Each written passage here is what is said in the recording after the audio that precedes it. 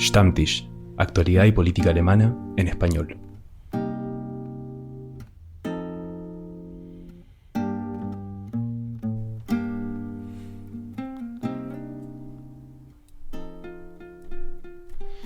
Nuevamente bienvenidos a este nuevo episodio de Stammtisch, donde vamos a desmenuzar una vez más la actualidad y las noticias de Berlín y Alemania.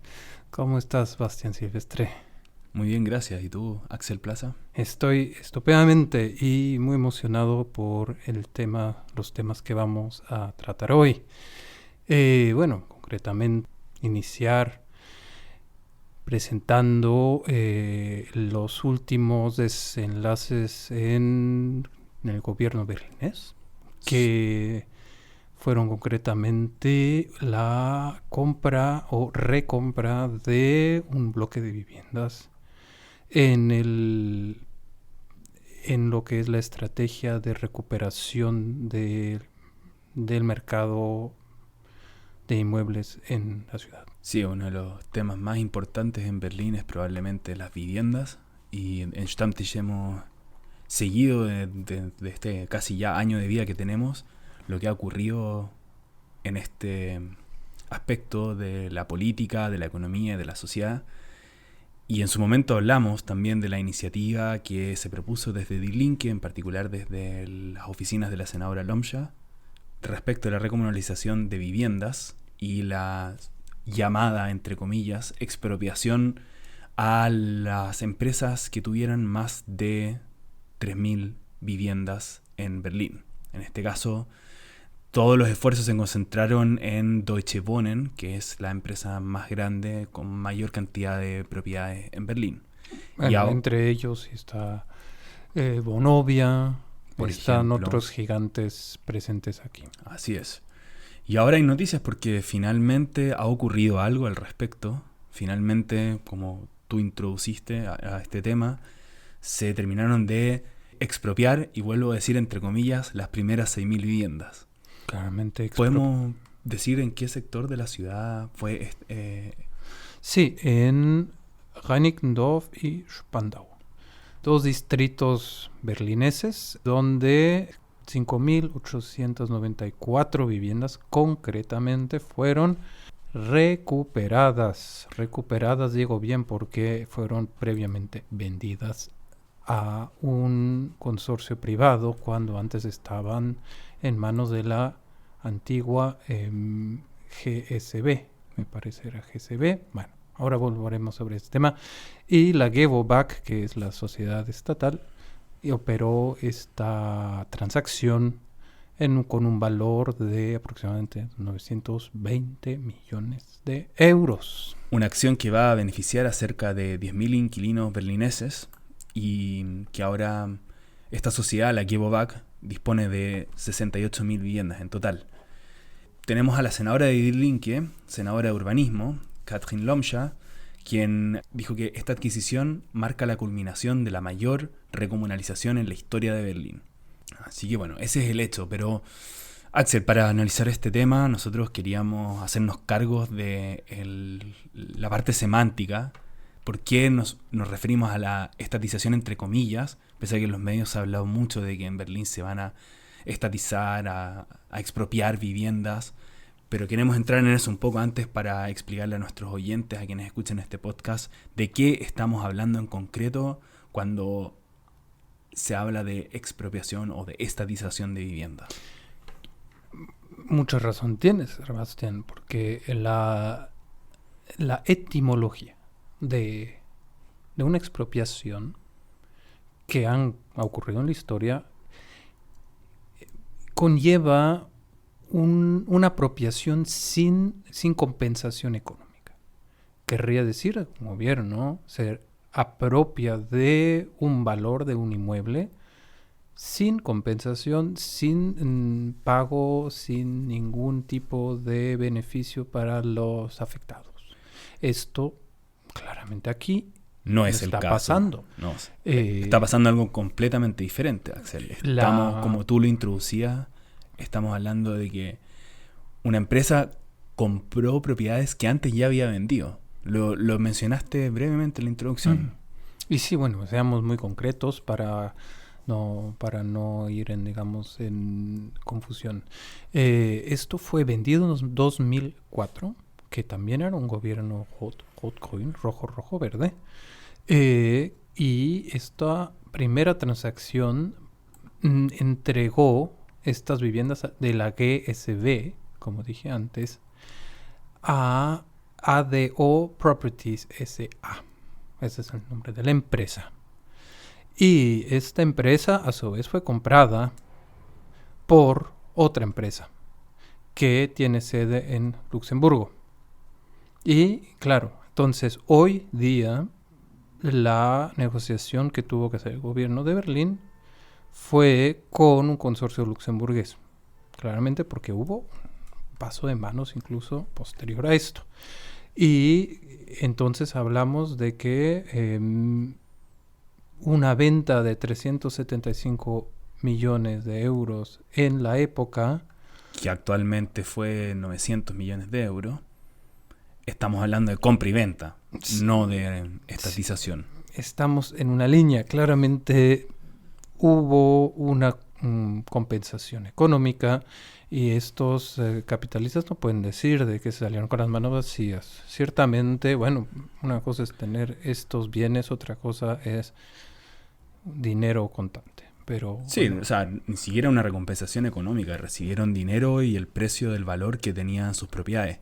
Pero el punto interesante acá, del cual también queríamos hablar, es las leyes a las que el gobierno de Berlín echa mano para poder hacer esta recomunalización. Porque si bien fue una compra y venta y está dentro de las lógicas del mercado, la propuesta que nace de la oficina de Katrin Lomscha viene amparada en la idea de recomunalizar, que es cuando hay una escasez de viviendas en la ciudad, apelar al espacio común, espacio habitable común.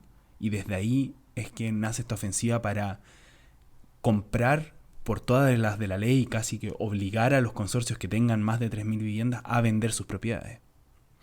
Sí, es una forma, digamos, donde el Estado quiere tomar iniciativa. Esto tiene un sentido, tiene un programa. Y, bueno, en alemán sería Bauen, Kaufen, Deckeln.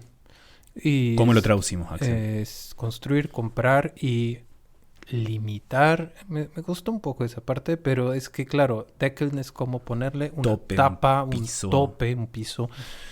Son tres aristas de una estrategia para hacerse con el control de este problema social que es la vivienda en esta ciudad capital. Claro, y esto tiene que ver con... Esta arista es la arista de comprar. Hablamos en otros episodios de Stammtisch de la arista del Deckel, de la tapa o del piso, del techo que se le pone al aumento en el precio de las viviendas. Que es otro capítulo que no meteremos hoy, pero sigue en progresión también. Está dentro de esta estrategia de Die Linke en el gobierno berlinés. Sí. Y es una estrategia que ha tenido sus reacciones políticas en los diferentes sectores. Hay quienes, obviamente desde Die Linke, han impulsado esta estrategia, pero en sus aliados las reacciones no siempre han sido del todo favorables y en particular desde la oposición no lo ven con buenos ojos. Bueno, obviamente, como toda medida, tiene detractores, tiene simpatizantes.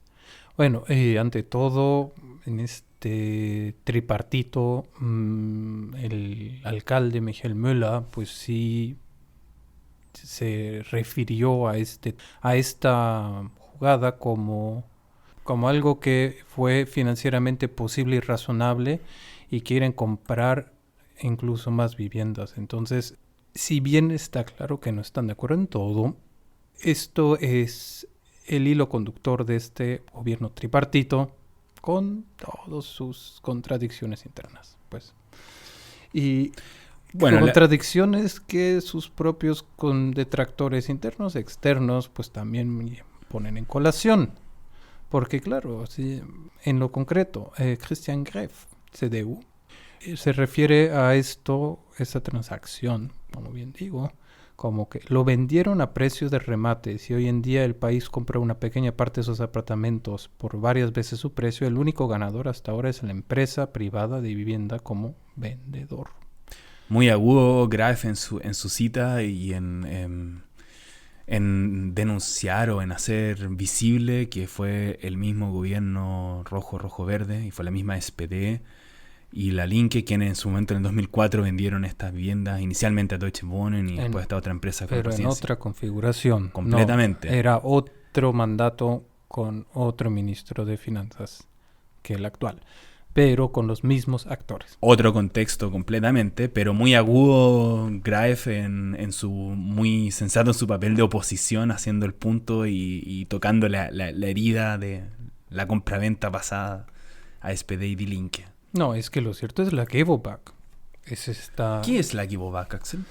La Gewobank es una institución inmobiliaria pública, como es la que adquiere, construye, gestiona viviendas, o sea, y las renta a sus inquilinos, pero digamos de una forma pública.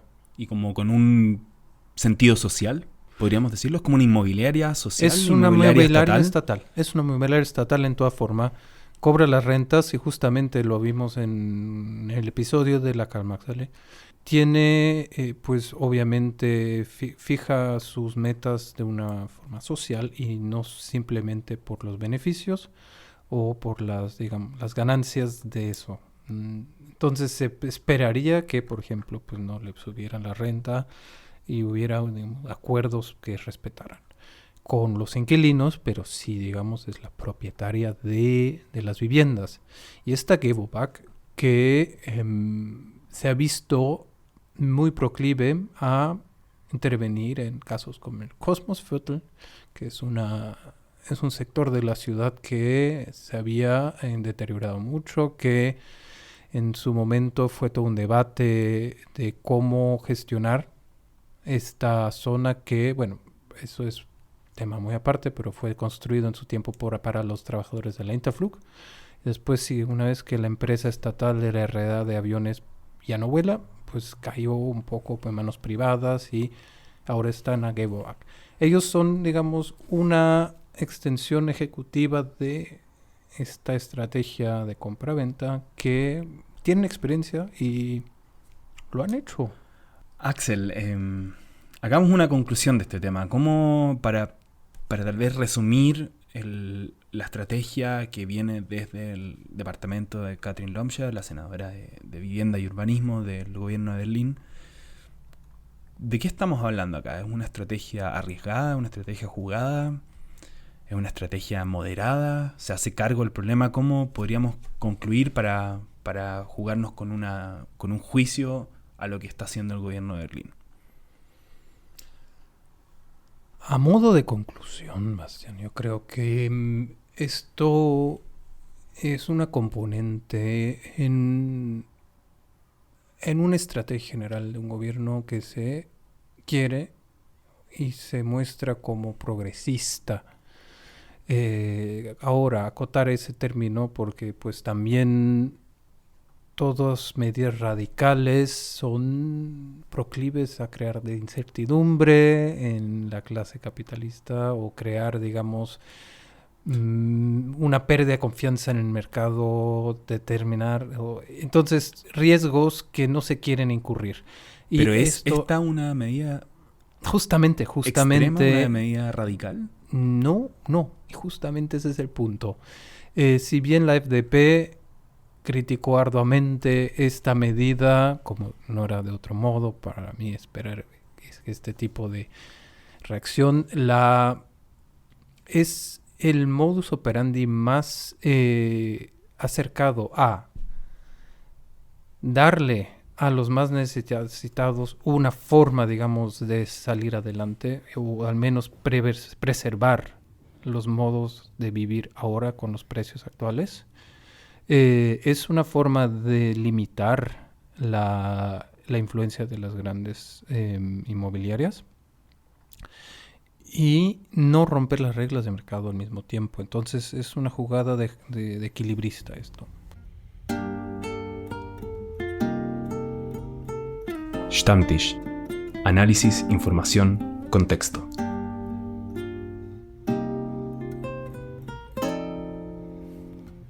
El segundo tema de este episodio tiene que ver con el Hambacher Forst, el bosque que se encuentra en Renania-Westfalia del Norte. Ese bosque que ya hizo muchísimas noticias el año pasado. Y que se ha convertido en un símbolo, ha adquirido dimensiones casi épicas dentro de lo que es la lucha ecológica alemana. Sí, ciertamente, como sabemos, es la última zona boscosa de una región que fue minada por muchísimos años por lignito. Una región que tiene lignito. Sí, que tiene un lignito y que fue devastada ciertamente en gran medida. Y este último pedazo del Hambacher Forst, que alguna vez era bastante más grande, hoy es casi la última trinchera para resistir la explotación del lignito. Sí. ¿Podemos explicar, Axel, tal vez lo que es el lignito? Para quien no lo sepa. El lignito es una forma de carbón joven. Quiere decir que para efectos prácticos es un carbón inconcluso que se usa en gran medida para la generación de energía térmica, con una serie de inconvenientes de que emite muchísimo CO2 más que el carbón convencional. Y se encuentra en una subcapa de la Tierra a la cual hay que acceder primero para poder extraerlo, y esto involucra ciertamente la famosa minería de tajo abierto. Tajo abierto quiere decir que se eliminan todas las capas de tierra superiores hasta llegar a ese punto, y digamos que el costo ecológico es estratosférico. Hay protagonistas en esta historia, por supuesto, como en toda historia que involucra una lucha por el ecosistema. De un lado está el consorcio energético RWE, que ellos son los dueños de la mina de lignito y también del predio donde se encuentra el bosque de Hambach. El año pasado, cerca de estas fechas, cuando comenzaba el otoño, RWE tenía como plan dentro de su esquema de negocios la tala completa de este bosque para comenzar la explotación del lignito que hay debajo de la tierra. Y es por eso que estamos hablando hoy también del Hambacher Forst, porque el año pasado hubo una gran resistencia que convocó mucha atención mediática también. Las personas o los activistas ecológicos se organizaron y armaron una aldea en las copas de los árboles para protestar e impedir que se talaran estos. Es decir, la gente se mudó a este bosque y armó una ciudad en los árboles, en altura, porque de esta forma legalmente no estaban ocupando la propiedad privada. Y al mismo tiempo impedían que botaran los árboles, porque de haberlos talado la empresa, hubiesen botado también a las personas y probablemente hubiesen muerto. En paralelo también bloquearon vías. Sí, férreas. Hubo varias acciones. Era lo que se llamó el Ende Gelände. Uh-huh. Que sería, bueno, lo tradujimos en su momento como fin del territorio. Del territorio. Sí. Y claro, y eso llevó consigo que hubiera un importantísimo despliegue policial. Hubo 3.000 efectivos alrededor de estas fechas en el año pasado, en otoño del año pasado, que quisieron desalojar el bosque por completo, sacar a los activistas. Pero fue una operación que fracasó contundentemente, que fue muy, muy elevada en su costo y que no cumplió su objetivo. No solo no lo cumplió, la resistencia pudo prevalecer. Si bien se destruyeron, se desalojaron una parte de las casas en los árboles, la existencia nunca... Se recuperaron muchas casas. Así es, hoy en día. Y no solamente, sino que la población que está ahora virtualmente en esa ciudad en los aires se ha recuperado.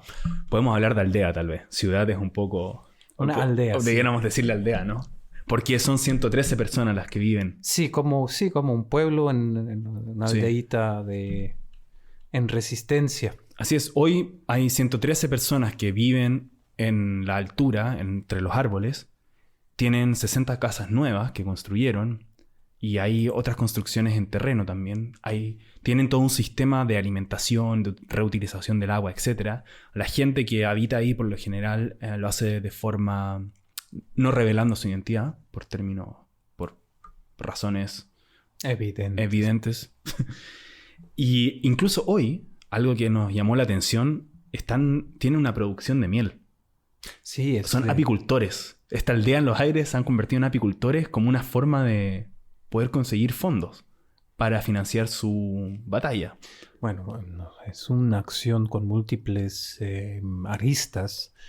Este proyecto de apicultura ciertamente demuestra la riqueza de este territorio, su potencial ecológico o incluso su potencial para la apicultura, que aquí estamos hablando nada menos que de 3 colonias de abeja que en lo que lleva el tiempo, pues ahora se convirtieron en cerca de 100 kilogramos de miel y demuestran, digamos, que el bosque puede ser rentable sin talarlo.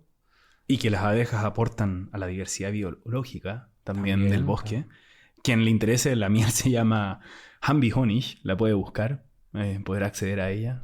Está actualmente vendiéndose y claro, todas estas ganancias generadas, tengo entendido por la lectura, se van pues a invertir en no solamente la causa, sino la recuperación y del bosque de Hambach. Pero Axel, hoy hablamos del bosque de Hambach no solo porque se cumple 1 año de la evacuación, sino porque también hay nuevos antecedentes sobre aquel hito que en su momento fue una gran polémica por el nivel de despliegue policial, el nivel de recursos involucrados, y también porque habían 2 visiones de la sociedad alemana confrontándose, colisionando en este bosque.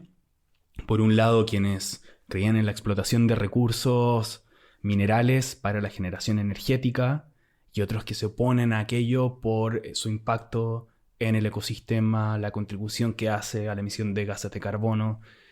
Y estas 2 visiones colisionaron, y hoy tenemos nuevos antecedentes. Esa es la razón por la que en Stammtisch traemos este tema a la mesa. Y básicamente tenemos nuevas informaciones sobre quién es el ministro de Interior. Herbert Reul, ministro del Interior de Renania del Norte-Westfalia, quien pertenece a la CDU. ¿Qué fue lo que dijo en su momento él y por qué hoy hace noticia? En su momento, el ministro de Interior negó rotundamente toda comunicación entre lo que es el gobierno renano y la empresa energética. Y tanto lo hizo que desde todas las fuentes se negaba rotundamente a todo tipo de colusión o connivencia. De hecho, dio una entrevista en el canal regional WDR el 29 de agosto, y en esa entrevista él negó que hubiesen existido conversaciones entre su ministerio y representantes de la empresa, RWE. ¿Qué sucede? Que 6 días más tarde, el 4 de septiembre, Reul tuvo que admitir que sí existieron conversaciones entre RWE y representantes de su ministerio, y que él personalmente participó en 2 de esas conversaciones. Una el 16 de julio del año pasado y la otra el 15 de agosto. Sí, pero obviamente él habló de una cierta falla en su memoria. Una explicación muy... que estaba confundido en el tiempo y que eso explicaba que ahora pues rectificaba sus declaraciones pasadas. Pero en concreto esto significa que la versión oficial del Estado Federado de que no había tenido contacto con la empresa se destruye completamente y queda en evidencia que sí hubo contactos previo al desalojo del bosque.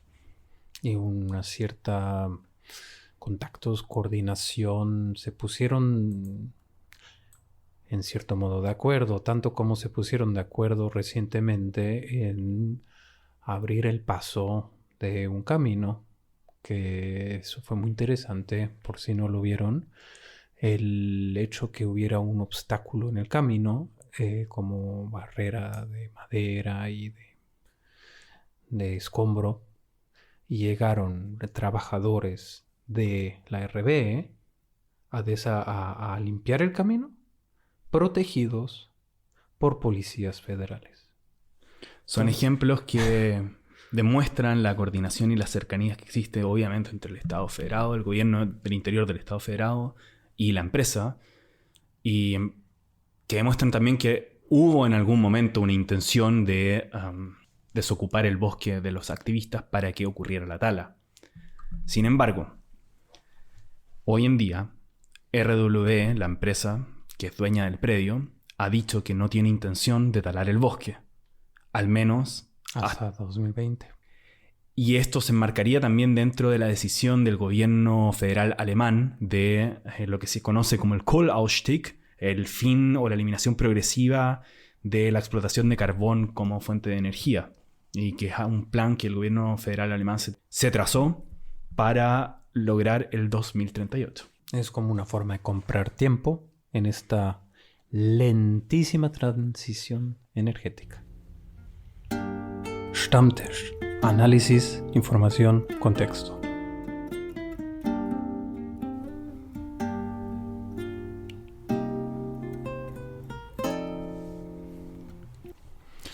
Y seguido a esto, pues vamos a entrar al tercer tema de este actual episodio, que es nada menos que el Dieselgate.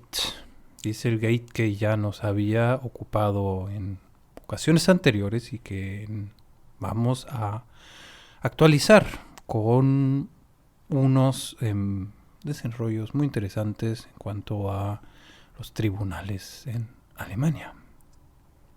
Dieselgate, el escándalo que afectó al gigante de autos alemán Volkswagen, que en el 2015 se conoció la alteración que hizo de los software para medir las emisiones de CO2 que tenían sus autos.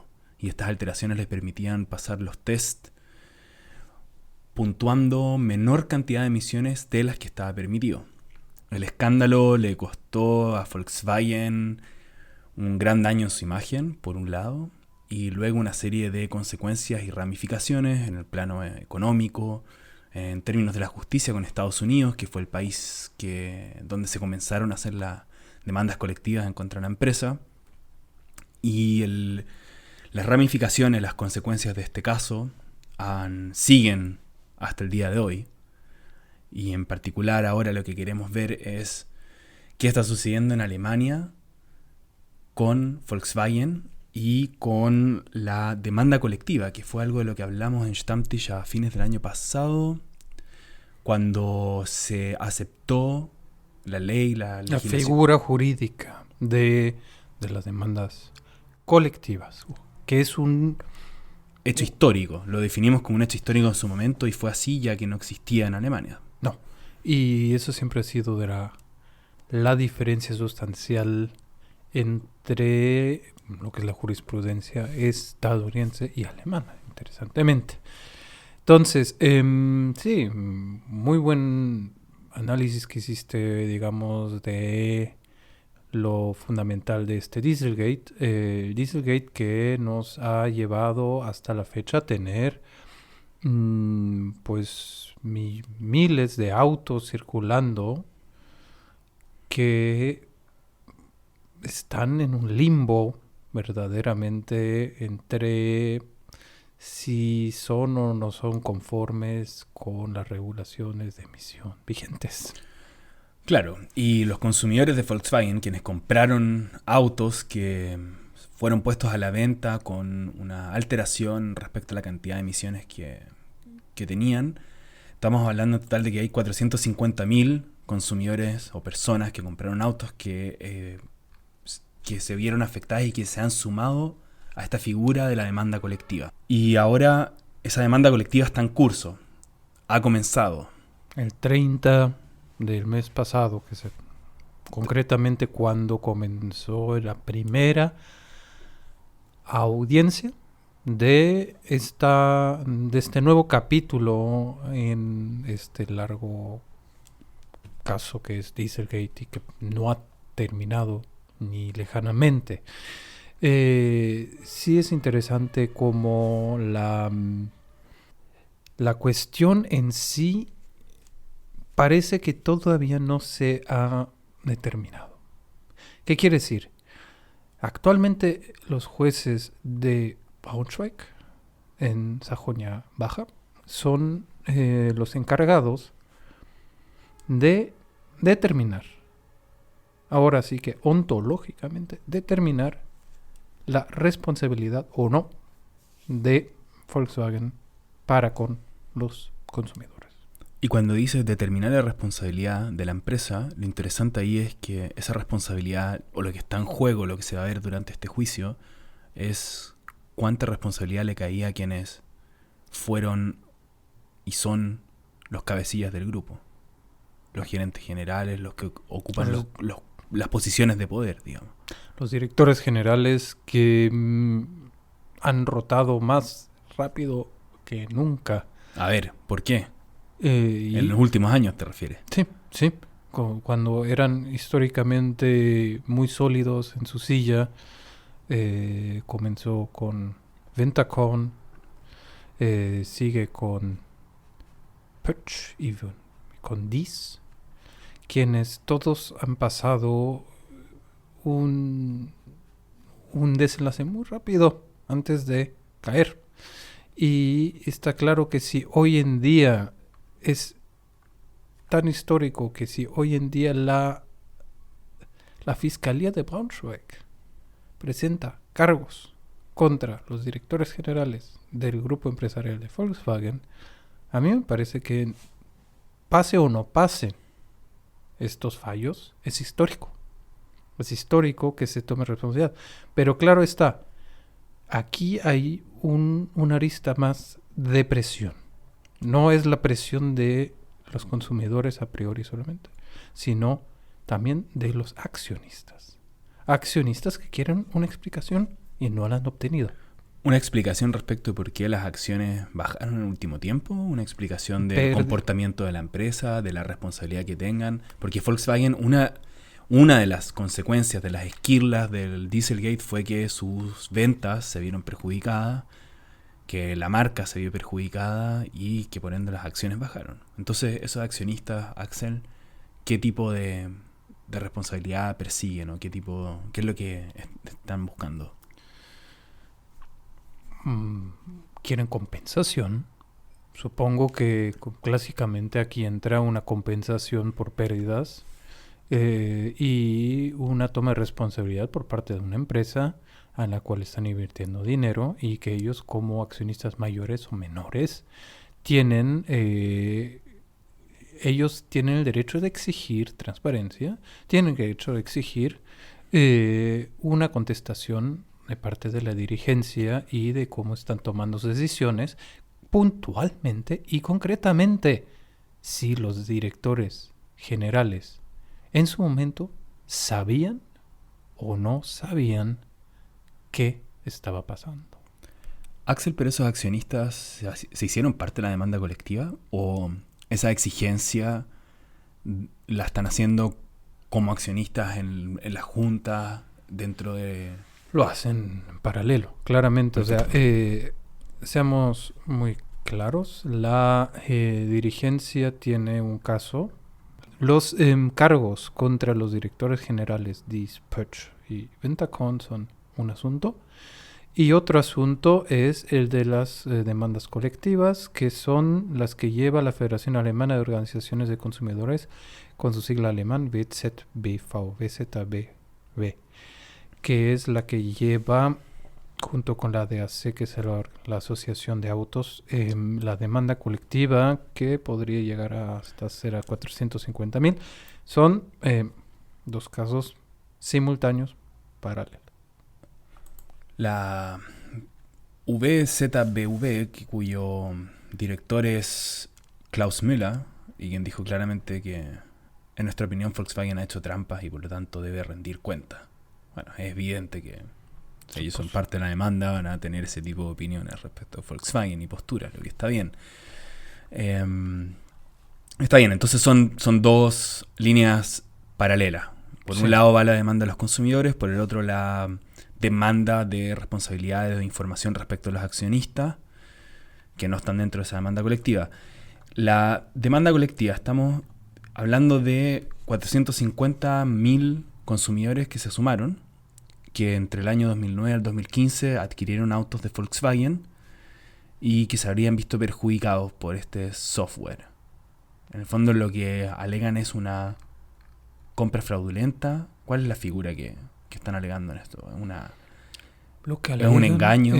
Lo que alegan concretamente es fraude. La figura de fraude de haber comprado un producto que no cumple con lo especificado. Tan simple como eso.